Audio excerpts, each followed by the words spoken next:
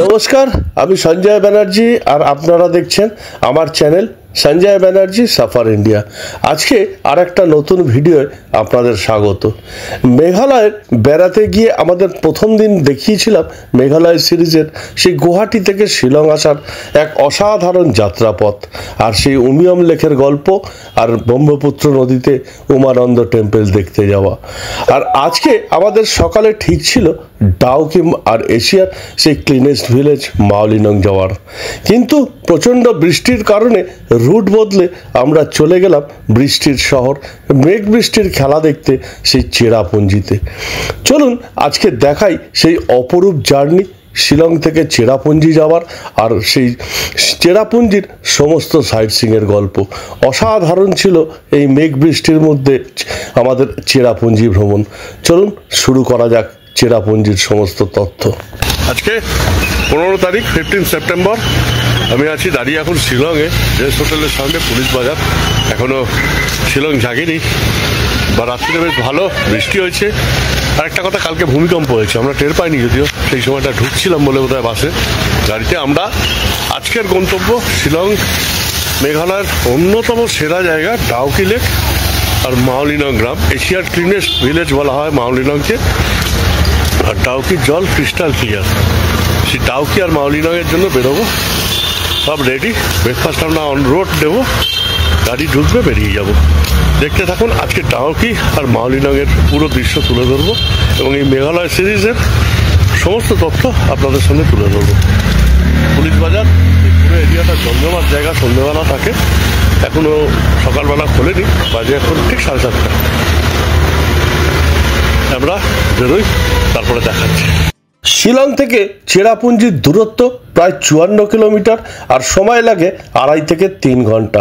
সকাল সকাল 7:30-8টার মধ্যে আমরা রেডি হয়ে গেলাম, আর ব্রেকফাস্ট করে মেঘ বৃষ্টির এই খেলার মধ্যে দিয়ে বেরিয়ে পড়লাম চেরাপুঞ্জির উদ্দেশ্যে। অসাধারণ ছিল এই যাত্রাপথ। 8:30 আমরা শিলং থেকে রওনা দিলাম ডাউকি মাওলিনংয়ের উদ্দেশ্যে, সবাই মিলে টেম্পো ট্রাভেলার। আর আমাদের এই স্যার হচ্ছে আসল কান্ডারি, পুরো ঘোরাবে আজকে। লুৎফার ভালো ছেলে, খুব ভালো ছেলে। আমরা আগে মাওলিনং ডাউকি ঘুরবো, ঘুরে আজকে সারাদিন ওই দিকটা দেখবো। এবং শিলংয়ের অন্যতম বেস্ট অ্যাট্রাকশন হচ্ছে এই ডাউকি মাওলিনং, সেখানেই যাচ্ছি। আমাদের আজকের গন্তব্য ছিল ডাউকি আর এশিয়ার ক্লিনেস্ট ভিলেজ দেখতে যাওয়া মাওলিনং গ্রাম, কিন্তু প্রচণ্ড বৃষ্টি হওয়ার কারণে সকাল থেকেই আমাদের ড্রাইভার সাজেশন দিল যে ডাউকি না গিয়ে আজকে চেরাপুঞ্জি যাওয়ার জন্য। আর আমরাও লোভ সামলাতে পারলাম না, সেই বৃষ্টির শহর চেরাপুঞ্জি দেখতে যাওয়া এই বৃষ্টির মধ্যে। অসম্ভব সুন্দর এক অভিজ্ঞতা সঞ্চয় হয়েছিল আজকে চেরাপুঞ্জি ভ্রমণে। অসাধারণ ছিল রাস্তার প্রকৃতি, বৃষ্টি, কখনো মেঘ, আর তার দুধারে সবুজ প্রকৃতি। তার মধ্যে দিয়েই গাড়ি ছুটে চলল চেরাপুঞ্জির দিকে।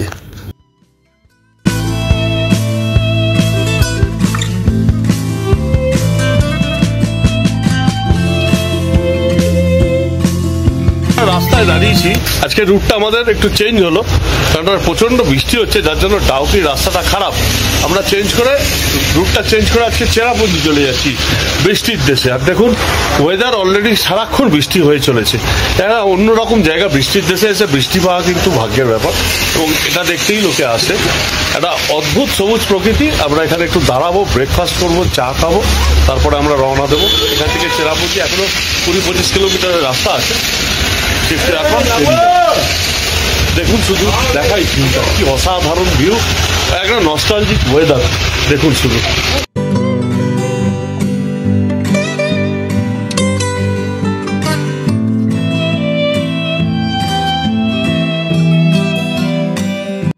শিলং ছাড়ার কিছু পরেই আস্তে আস্তে রাস্তা খুলতে শুরু করলো, দুধারের সবুজ প্রকৃতি, আর ততক্ষণে শুরু হয়ে গেছে বেশ বৃষ্টি। কখনো জোরে, কখনো আস্তে, আবার কখনো বৃষ্টি নেই, মেঘের খেলা, আর দুধারের সবুজ প্রকৃতি। গাড়ি ছুটে চলল চেরাপুঞ্জির দিকে, আর আমরাও বুঝতে পারলাম যে সেই ছোটবেলার ভূগোল বইয়ে পড়া পৃথিবীর সর্বোচ্চ বৃষ্টিপাতের শহরে আমরা প্রায় পৌঁছাতে চলেছি। হ্যাঁ, ঠিকই, চেরাপুঞ্জি। অসাধারণ এই চেরাপুঞ্জির বিউটি, যেমন রাস্তার বিউটি তেমনি মেঘের খেলা, তেমনি ঝিরঝির কখনো জোরে বৃষ্টির খেলা, আর রাস্তার অসাধারণ এক জার্নি পথ। পৌঁছে গেলাম প্রায় চেরাপুঞ্জি, দেখতে দেখতে কখন টেরই পেলাম না।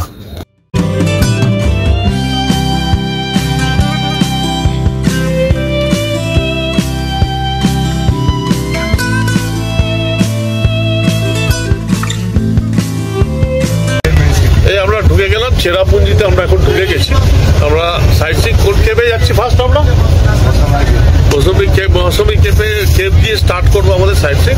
পুরোটা দেখাই, অসাধারণ একটা জার্নি। যে জার্নিটা চেরাপুঞ্জি যে কারণে আসা বৃষ্টি দেখতে, সেটা কিন্তু আমরা দুর্দান্ত পেয়েছি। এবং রাস্তার বিউটি ক্লাস, কিন্তু কুয়াশা, তার জন্য সেভেন সিস্টারটা একটু পরের দিকে যাবো আমরা। ফার্স্ট আমরা কেব থেকে শুরু করবো। মেঘালয় রাজ্যের পূর্ব খাসি পাহাড় জেলায় 1484 মিটার উচ্চতায় অবস্থিত এই চেরাপুঞ্জি শহর। আর চেরাপুঞ্জিকে বাংলায় বলা হয় কমলা দ্বীপ, আর এর অর্থ অনুসারেই নামকরণ। কমলা ছাড়াও এখানে আছে প্রচুর পান সুপারির গাছ, আর স্থানীয়ভাবে এই স্থানটিকে বলা হয় সোহরা।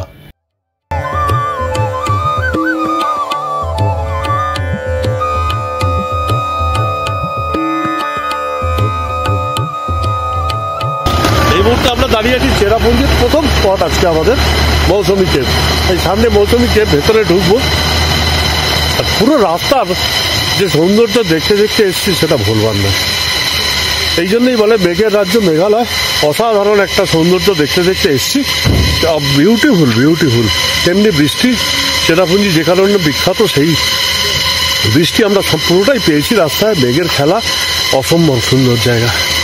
আমি এই প্রাকৃতিক পরিবেশটা দেখাচ্ছি আপনাদের, শুধু দেখুন কি অসাধারণ জায়গা এই মেঘালয় চেরাপুঞ্জি। যেমন শিলং তেমনি মেঘালয় চেরাপুঞ্জি। আমরা পুরোটা আজকে চেরাপুঞ্জি ঘুরবো মৌসুমী কেব দিয়ে। আমাদের আজকে ফার্স্ট শুরু। চলুন দেখাই। এই সামনে গেটটা দিয়ে ঢুকবো, এই গেটটা দিয়ে ঢুকতে হবে। সামনে মৌসুমী কেব। এখানে কিন্তু একটা বেশ ভালো বাজারও আছে, জমজমাট। এখানে কেনাকাটা বা খাওয়া দাওয়াও করা যায়, বসার জায়গাও সুন্দর আছে এই মৌসুমী কেব সামনে। এই টিকিট কাউন্টার, এই সামনে এখানে 30 টাকা করে টিকিট, পারে 30 টাকা করে টিকিট। এইখানে লেখা আছে, পুরো ম্যাপ দিয়ে সুন্দর করে দেওয়া আছে। 9:30 থেকে 5:30 অবধি খোলা থাকে এই মৌসুমী কেব। চেরাপুঞ্জির প্রথম দ্রষ্টব্য স্থান ছিল আমাদের মৌসুমী কেভ বা মাওসামেই গুহা। আমরা মৌসুমী কেবে ঢুকলাম, 30 টাকা করে এন্ট্রি ফিস। এই ভেতরে ঢুকছি। এই দেখুন, শুধু এখানকার ভিউটা দেখুন, কি ক্লাস।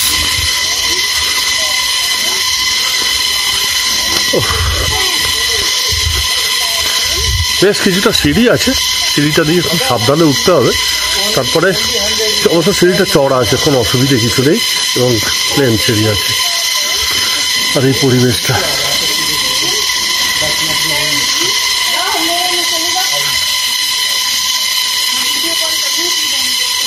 লাভলি জায়গা, লাভলি। বর্ষার পর সবুজ প্রকৃতি, বৃষ্টিও হচ্ছে, যার জন্য এরা অন্যরকম ওয়েদার এখানে। মেঘালয়ে 1500টিরও বেশি গুহা রয়েছে, আর এর মধ্যে 980টি খুঁজে পাওয়া গেছে। এই মৌসুমী গুহা বা মাও সামাই গুহা তার মধ্যে একটি। মাও সামাই গুহা আবার স্থানীয়ভাবে ক্রেম মাও সামাই নামেও পরিচিত, আর এটা চেরাপুঞ্জির অন্যতম আকর্ষণ। এই গুহার ভেতর 150 মিটার পর্যন্ত পর্যটকদের জন্য উন্মুক্ত। ঘন জঙ্গলের মধ্যে দিয়ে সামান্য হেঁটে এবং সিঁড়ি ভেঙে পৌঁছে যাওয়া যায় এই গুহার সামনে, যে রাস্তায় প্রতিনিয়ত শোনা যায় পাখির কিচিরমিচির আর পোকার একটানা আওয়াজ। এই প্রধান গুহাটির আশেপাশেও বেশ কয়েকটি গুহা রয়েছে, কিন্তু যেগুলোতে যাওয়াটা খুব একটা নিরাপদ নয়। আর এই চুনা পাথর গঠিত অঞ্চলে ভূগর্ভস্থ জলের দ্বারা ক্ষয় পেয়ে তৈরি হয়েছে এই গুহাটি, বা এরকম আরও পার্শ্বস্থ আরও অনেকগুলো গুহা। ঠিক এই কারণেই গুহার ভেতর দেখা যায় চুনাপাথর গঠিত বিভিন্ন ভূমিরূপ, যার মধ্যে স্ট্যালাকাইট, স্ট্যালাগমাইট আর হেলেকটাইটগুলি প্রধান। গুহার ভেতরে যাওয়ার রাস্তা খুবই সংকীর্ণ এবং বেশ হামাগুড়ি দিয়ে এগোতে হয়, যার জন্য বয়স্ক লোক বা না যেতে পারলে এটা সাবধানে যাওয়াই শ্রেয়। যতটা যাওয়া সম্ভব ততটাই যাওয়াই উচিত, তার বেশি কিন্তু যাওয়া এই গুহায় কিন্তু বেশ রিস্কি।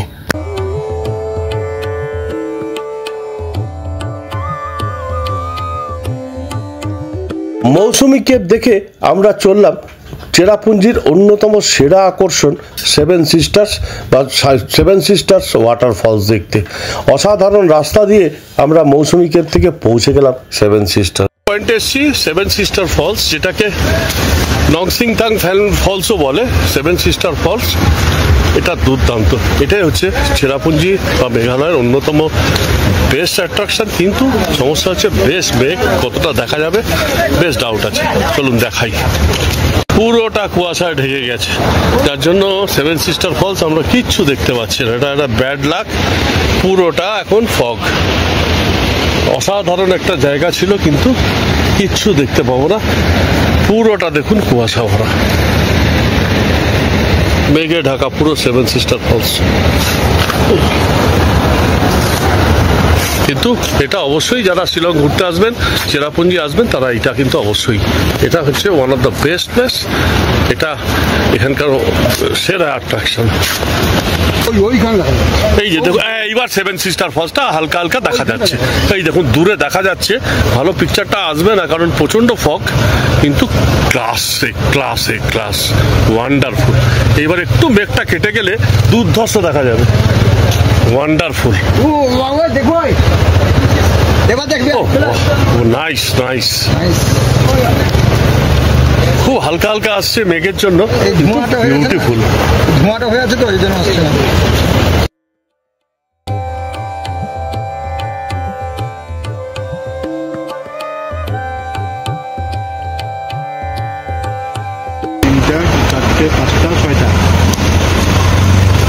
এই দেখুন সেভেন সিস্টার। এখন ওয়েদার ক্লিয়ার হয়েছে। 1 2 3 4 5 6 7, কি ওয়ান্ডারফুল। বর্ষার জল ঢেলে আছে এখন, যার জন্য ওয়াটারফলসের আওয়াজ এখান থেকে শোনা যাচ্ছে। ক্লাস দেখে ফেললাম লাস্ট মোমেন্টে। একটু ওয়েদার ক্লিয়ার হয়েছে, দুর্দান্ত দেখা গেল।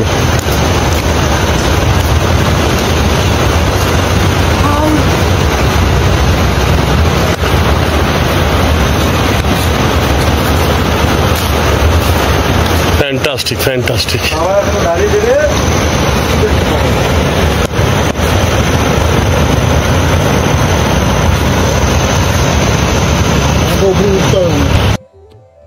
চেরাপুঞ্জির সেভেন সিস্টার্স জলপ্রপাত বা নহস্ত নিথিয়াং জলপ্রপাত বা মাওসওয়াই জলপ্রপাত নামেও পরিচিত।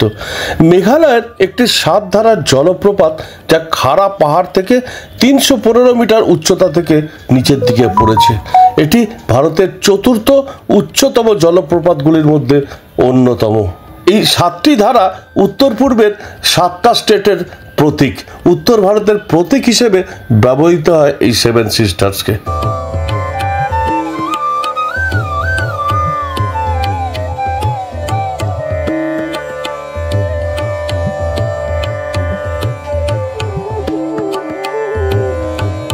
Cherrapunji eco park.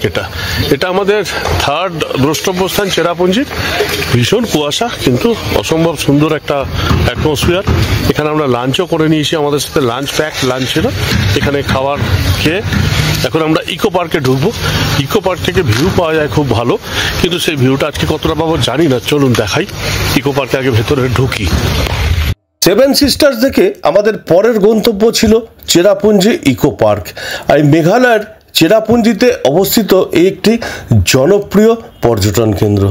Seven sister জলপ্রপাতের খুব কাছেই এটা, এবং যদি ওয়েদার ক্লিয়ার থাকে বাংলাদেশের সিলেটের সমভূমি পরিষ্কার দেখা যায়। পার্কটা টেকসই পর্যটনের একটি নিদর্শন, আর যা বাস্তুতন্ত্র সংরক্ষণ করে আর দর্শনার্থীদের প্রকৃতির অপার সৌন্দর্য উপভোগ করার সুযোগ দেয়।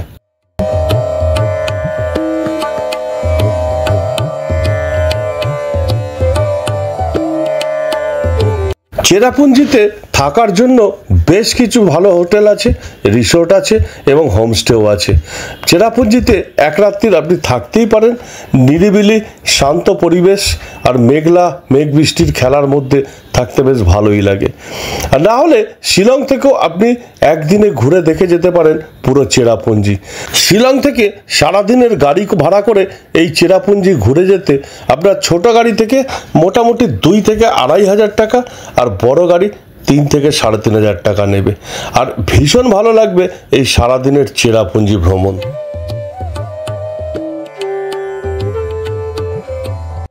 চেরাপুঞ্জির ইতিহাস বলছে চেরাপুঞ্জির খাসি জনগোষ্ঠীর ইতিহাস। সোহরার আদি বাসিন্দা সম্ভবত ষোড়শ শতাব্দীর প্রথম দিকে খুঁজে পাওয়া যায়।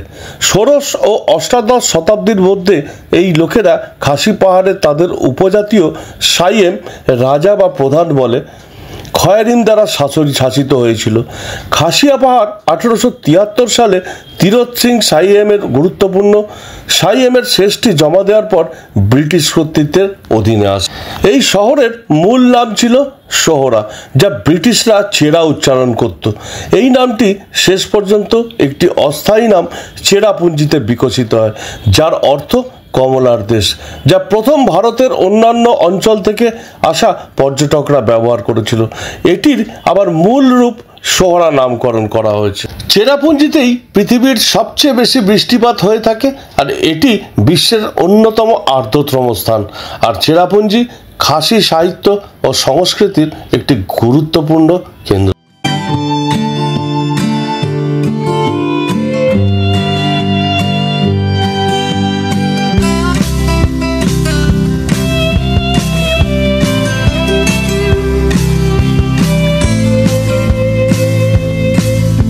চেরাপুঞ্জি ইকো পার্ক দেখে আমরা চললাম আর একটা চেরাপুঞ্জির অন্যতম সেরা আকর্ষণ নওখালিখাই ওয়াটারফলস দেখতে। আর বর্ষার পর ওয়াটারফলস দুর্দান্ত। বিশেষ করে যারা চেরাপুঞ্জি ঘুরতে আসবেন চেষ্টা করবেন বর্ষার শেষের দিকে আসার। অসাধারণ এই চেরাপুঞ্জি দেখে যাবেন। বিশেষ কারণ এই জলপ্রপাত, ওয়াটারফলস তখন দুর্দান্ত, রাস্তার দুদিকে সবুজ প্রকৃতিও তখন দুর্দান্ত। দুধারে সবুজ প্রকৃতির মাঝখান দিয়ে চলে যাওয়া রাস্তা আর মাঝে মাঝে মেঘ বৃষ্টির খেলা আর ওয়াটারফলসের জলের ধারা আর জলের আওয়াজ। এই সেপ্টেম্বরের শেষের দিকের এই শিলং ভ্রমণ বা মেঘালয় রাজ্য ঘুরে বেড়ানো কিন্তু বেস্ট সময়, যখন বর্ষার শেষের জলপ্রপাতগুলো দুর্দান্ত, প্রকৃতি দুর্দান্ত।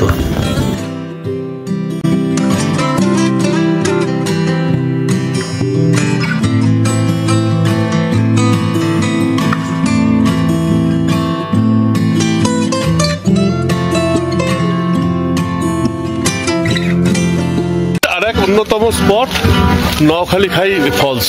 এই নওখালিখাই ফলসের সামনে এসেছি। রাস্তাটা অসম্ভব সুন্দর, একটা মানে কি বলবো, ভাষায় প্রকাশ করার নেই। যে মেঘালয়ের এই রাস্তার চারিধারের যে সিনসিনারি ভুলবার নয়।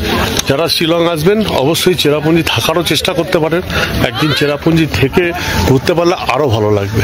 অসাধারণ একটা আমি ভিউ পয়েন্ট আছে, এখান থেকে আমি নওখালিখাই ফলসটা দেখাই আগে। বিউটিফুল। এই হচ্ছে নওখালিখাই ফলস। দেখুন শুধু কি ভিউ চারিদিকটা, ফ্যান্টাস্টিক ফ্যান্টাস্টিক। নওখালিখাই জলপ্রপাতই ছিল আমাদের শেষ দ্রষ্টব্য স্থান চেরাপুঞ্জিতে। এই পূর্ব খাসি পাহাড় জেলায় পাহাড়ের ওপর অবস্থিত একটা অত্যাধিক সুন্দর এই জলপ্রপাত। 340 মিটার উচ্চতার থেকে ভারতের সবচেয়ে উঁচু জলপ্রপাতগুলির মধ্যে একটি। আর স্থানীয় ভাষায় নওখালিখাই নামের অর্থ কা লিকাইয়ের লাভ, বা এটি জলপ্রপাতের সাথে যুক্ত একটি দুঃখজনক কিংবদন্তিকে নির্দেশ করে। আজ এই নওখালিখাই জলপ্রপাত একটি জনপ্রিয় পর্যটন কেন্দ্র আর এর সৌন্দর্য দেখবার মতো।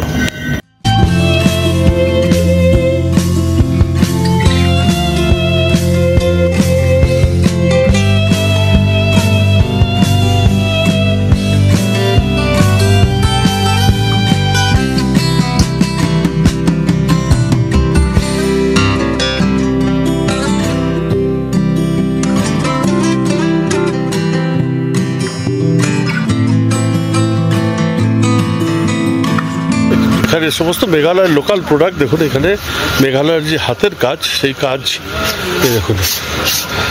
क्या बन रहा है दीदी? ये हाँ दालचीनी है ना, ये दालचीनी है ना। अच्छा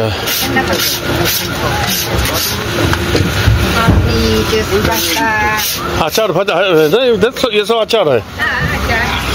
চলো ভিতরে চলো, ভিতরে চলো। চা খালি এদিকে এখানে এই লোকাল প্রোডাক্ট বাঁশের যেগুলো হয় সেগুলো কিন্তু ভীষণ সুন্দর। এখানে কিনতেও পারেন, এখানে লোকাল প্রোডাক্ট সব। মুখে লেগে থাকবে একদম। लोकल बेट एगुलो हाथे बनानो बैग। ये बैग कितने का है दीदी? ये सब बैग, ये सब, ये वाला, ये सब बैग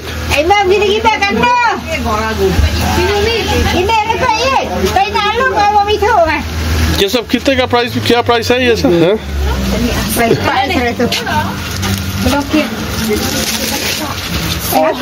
400। और ये सब क्या है? मैट है ना?